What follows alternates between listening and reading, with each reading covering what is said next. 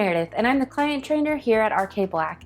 Today, I'd like to go over a brief tutorial of your new Ricoh 301.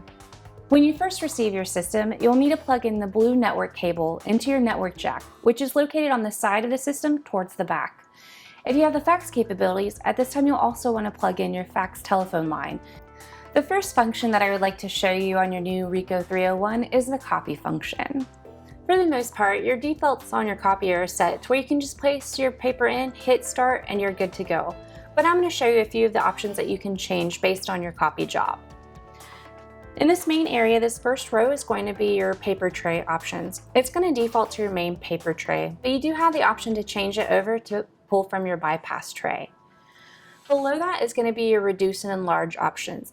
There is an auto reduce and enlarge, or you can click on reduce and enlarge and manually override it, or there's some preset calculations you can also use. On the row below that is going to be your duplex options.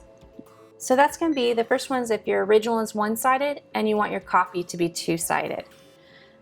The one next to that is going to be if your original is two-sided and you want your copy to stay two-sided. The option next to that is your sort feature. So if you're making 3 copies of a 3-page document, that'll put it as page 1, 2, 3, second set, page 1, 2, 3, third set, page 1, 2, 3.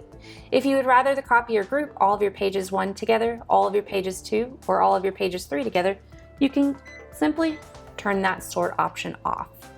Underneath that is going to be your other functions option. So whenever you click on that, it's just going to give you more options. Your duplex, which is on that main front page. You do also have a combine option, which will take 2 8.5 by 11s, shrink it down and tile it to where it fits on 1 8.5 by 11. You also have the option of series, which what that will do is that'll take your original of a 2-sided original and split it apart towards 2 single-sided pages. Some more features that you have are your density options, so you can lighten and darken your image there. Underneath your original, you can tell it what type of original you're working with.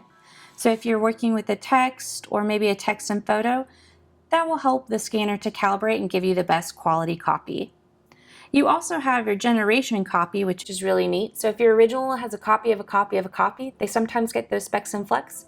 If you tell the system that's what it's working with, it'll try to remove some of those specks and flecks for you.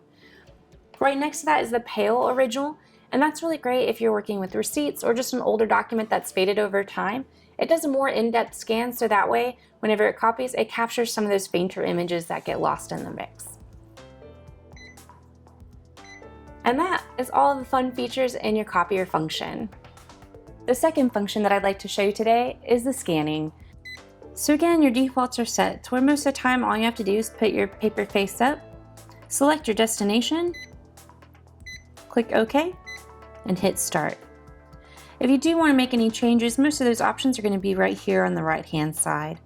For your original, you click on there, that's where you can tell if it's a 2-sided original. Underneath send settings are going to give you more options. So under type of original, you have a black and white, but you do have the ability to scan in color, even though it's a black and white copier and printer. From there, you can choose your color options. You can also tell it what type of image it's working with if you'd like. You've got your text, photo, that. Your resolution options, so we have it defaulted to 200 dpi, which for most text-based documents is industry standard and gives you a nice quality scan. But if you do have something that you need to be able to zoom in a little bit closer on, you can bump that all the way up to 600 dpi. Keep in mind that's going to be a beautiful document, but it is going to be a very large file. So if you're doing scan to email and you have a ton of pages, you might have to break that document up a little bit. Under file type, that's going to give you your options where we have it defaulted to PDF, but you can do it as a JPEG or a TIFF as well. Underneath file name is where you can name your files, if you click on that. And if you name it test from here, when it hits your email, it'll already be named test. If you forget to add a file name, don't worry, the system's going to give you a long time and date stamp that you can go in and edit from your computer later. On the second option is going to be your scan size, so you can tell what size of paper you're using. You also have your ability to lighten and darken for your density. And then you have reduce and enlarge. where you can manually do it, or you have some preset calculations you can use. So the next function I'd like to show you is the faxing function. And for the most part, again, your defaults are set to where all you have to do is select your destination, put your page face up, hit start, and you're good to go. Really with faxing, the main thing that you can tell it is your destination, as well as if your original is single-sided or double-sided. If you have your address book set up, you can just do select destination, highlight, click OK. If not, just dial your number, then click OK. If your original is a two-sided document, you can go under Send Settings, scroll down under Original until it's two-sided. That's it. One last tip before I leave. In any of the functions, if you make a change that you don't like, just hit the reset button and it takes you back to your defaults. Thank you so much for your time today, and thank you for being our client.